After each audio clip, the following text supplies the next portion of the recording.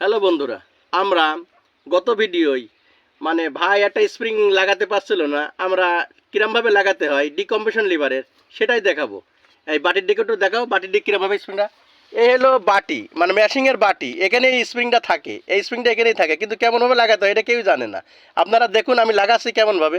প্রথমে এই লিভারটা খুলে ফেলে দেবেন, এই বাটিটা লিভারটা খুলে ফেলে দেন, তাহলে আমাকে এই স্প্রিং এখন কিছুই নয় অবশিষ্ট। ভালো করে একটু খেয়াল করেন, শুধু কিছুই নেই। আপনি প্রথমে চাবিটা এত এত এই পাশটা ঘুরে নেবেন, বা দিকে ঘুরে নেবেন যত পর্যন্ত ঘুরে, তা আমাকে এত পর্যন্ত ঘুরে আর ঘুরছে না।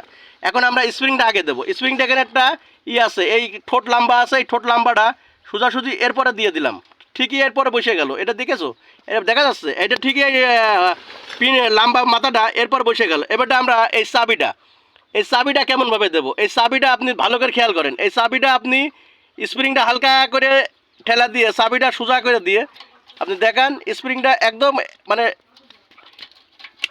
হ্যাঁ স্প্রিংটা একটু স্প্রিংটা আমাদের সেটিংটা হয়ে গেল।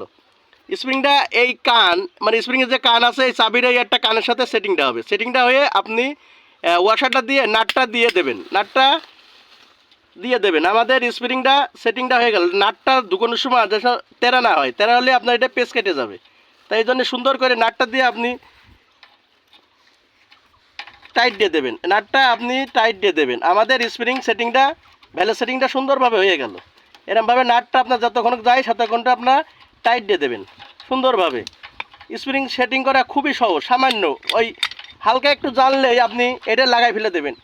আমাদের স্প্রিংটা সেটিংটা হয়ে গেল, আমাদের স্প্রিংটা সেটিংটা হয়ে গেল। আপনি এখন যে কোনো এসে দিলে যে কোনো মেশিংয়ে 2/R1 175R1 একই রকম স্প্রিং সেটিং। আর ভিডিওটি ভালো লেগে থাকে লাইক কমেন্ট শেয়ার দিয়ে পাশেই থাকুন। ধন্যবাদ।